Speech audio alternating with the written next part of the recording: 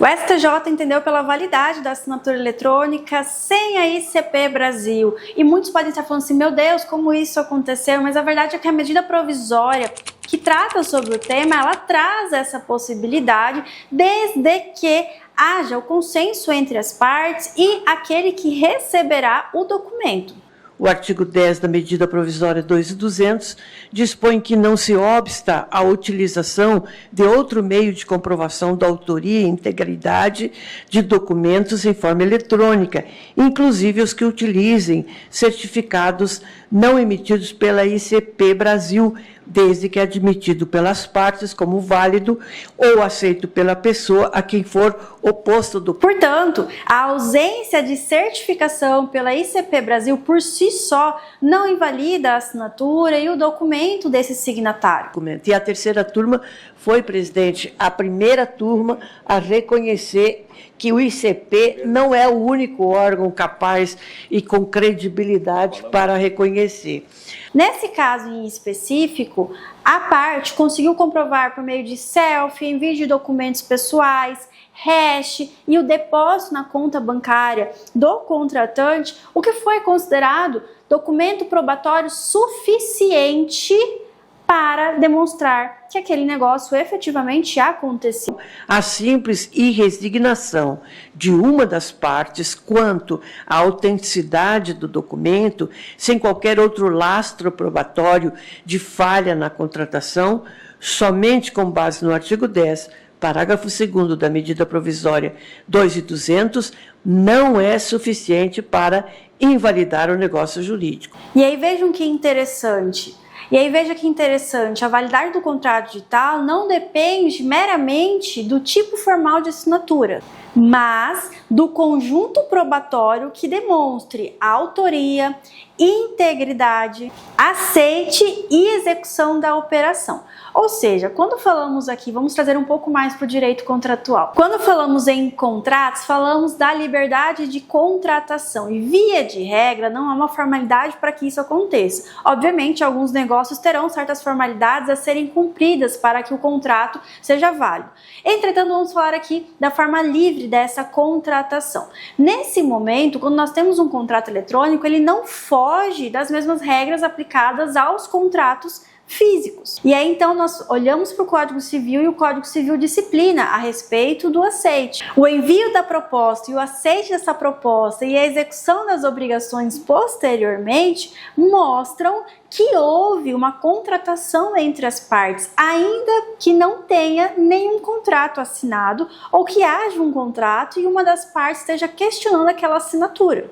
Portanto, aqui nós saímos de uma visão puramente formal e fomos para uma visão probatória, que é como comprovar isso. E aí a pergunta deixou de ser apenas se houve a ICP Brasil e passou a ser se há elementos técnicos e documentais que comprovem a autoria, a integridade, o aceite da proposta e a execução das obrigações. E o mais importante, sem indício de fraude.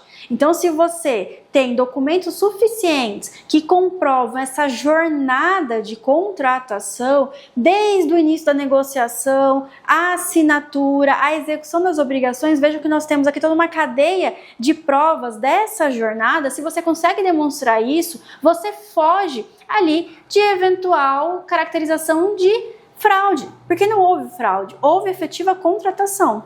Por isso, a partir de agora, quando você for assinar um contrato eletrônico ou gerir a sua assinatura, não busque meramente uma plataforma que tenha a ICP Brasil. Obviamente que você vai ainda preferir as plataformas que são certificadas pela ICP Brasil.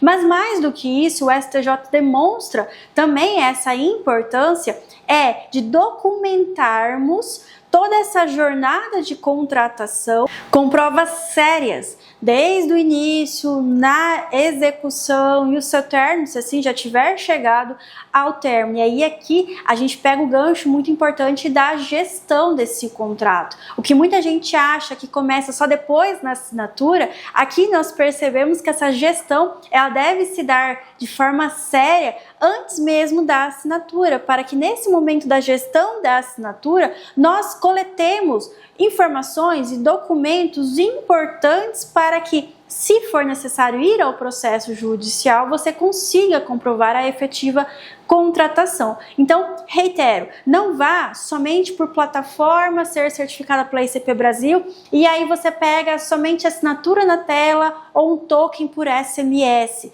Prefira sempre autenticações avançadas. Então, além da assinatura na tela, além de um token por SMS ou por e-mail, você vai para uma autenticação também avançada, onde pega a selfie da pessoa, onde tira-se a foto, o documento de identidade, onde você começa a captar outros meios para verificar a autoria daquele signatário. Aí você começa a ter uma cadeia de evidências de que aquela operação efetivamente aconteceu. Consegue perceber a diferença? Por fim, e não menos importante, nós precisamos sempre guardar os documentos digitais para eventual perícia, se necessário. Então não basta guardar uma cópia impressa daquele documento assinado eletronicamente. O ideal é sempre guardar esse documento digital com os seus metadados, com essa trilha de auditoria, e muitas vezes conseguimos já preservá-los dentro da própria plataforma. E então, a partir desses elementos técnicos de documento original